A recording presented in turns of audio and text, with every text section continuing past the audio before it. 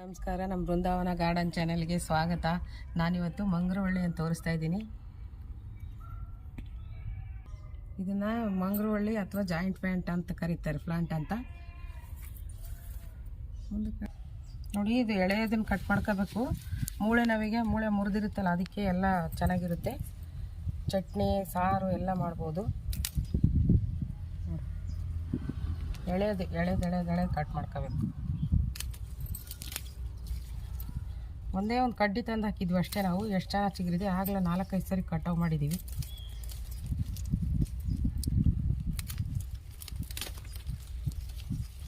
ಇದು ಹಂಗೆ ಡೈರೆಕ್ಟಾಗಿ ಮಾಡೋಕ್ಕೆ ಬರೋಲ್ಲ.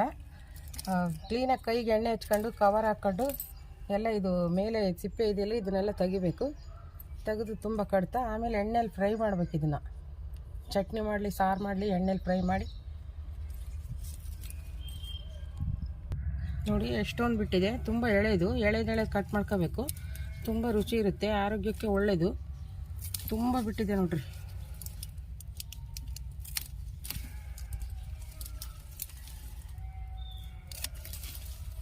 ಒಂದೇ ಒಂದು ಕಡ್ಡಿ ತಂದು ಹಾಕಿದ್ವಿ ಅಷ್ಟೇ. ನೀವೊಂದು ಕಡ್ಡಿ ಹಾಕಡ್ರಿ. ಪಾಟಲ್ಲಿ ಹಾಕಿದ್ರು ಬರುತ್ತೆ, ಅದು ನೆಲಕ್ಕೆ ಹಾಕಿದ್ರು ಬರುತ್ತೆ.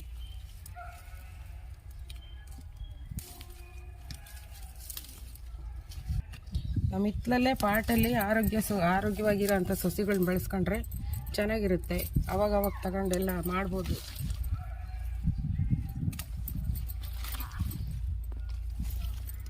ತುಂಬ ಚಿಗುರಿದೆ, ಎಷ್ಟೊಂದಿದೆ.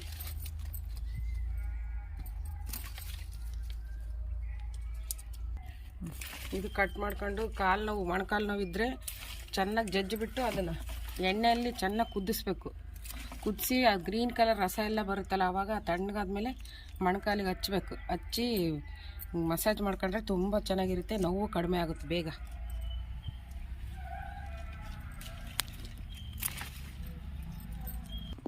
ಇದು ಹಂಗೆ ಬಿಡ್ಸೋಕ್ಕೆ ಬರಲ್ಲ, ಕೈಗೆ ಎಣ್ಣೆ ಹಚ್ಕೊಂಡೇ ಬಿಡಿಸ್ಬೇಕು.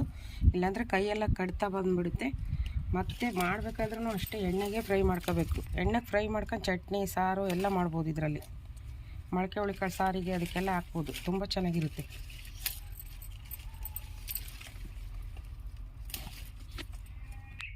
ನೋಡ್ರಿ, ಬೀಜಗಳು ಬಿಡುತ್ತೆ ಈ ಥರ. ಅದು ಒಣಗಿ ಕೆಳಗೆ ಬಿದ್ದರೆ ಅದರಿಂದನೂ ಸಸಿ ಆಗುತ್ತೆ. ಒಂದು ಪಾಟಲ್ಲಿ ಹಾಕಿದ್ರೂ ಒಂದು ಕಡ್ಡಿ ಚೆನ್ನಾಗಿ ಬರುತ್ತೆ. ಆದರೆ ಚಪ್ಪರ ಹಾಕ್ಬೇಕು. ಇದಕ್ಕೆಲ್ಲ ಚಪ್ಪರ ಹಾಕಿದರೆ ತುಂಬ ಚೆನ್ನಾಗಿ ಬರುತ್ತೆ. ನೋಡಿ, ಇದು ಒಂದು ಗಿಡ, ಇಲ್ಲೂ ಒಂದು ಹಾಕಿದ್ವಿ. ಬುಕ್ಕೆ ಮರ ಹಾಕಿದ್ವಿ, ಅದ್ರ ಬುಡದಲ್ಲಿ ಒಂದು ನೆಟ್ಟಿದ್ವಿ. ಹಾಗೆ ಬಂದಿದೆ, ಅದು ಚಿಗುರ್ತಾ ಐತಿ. ಇನ್ನು ಚಿಕ್ಕದಿನ್ನ 10 ಕಡ್ಡಿ ಸಿಗುತ್ತೆ.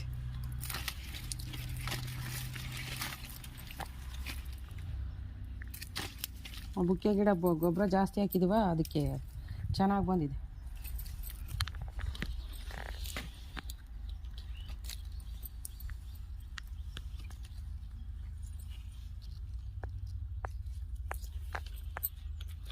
ಎಷ್ಟೊಂದು ಸಿಕ್ಕಿದೆ, ಒಂದು ಬುಟ್ಟಿ ಸಿಕ್ಕಿದೆ ಇವತ್ತು ಫುಲ್.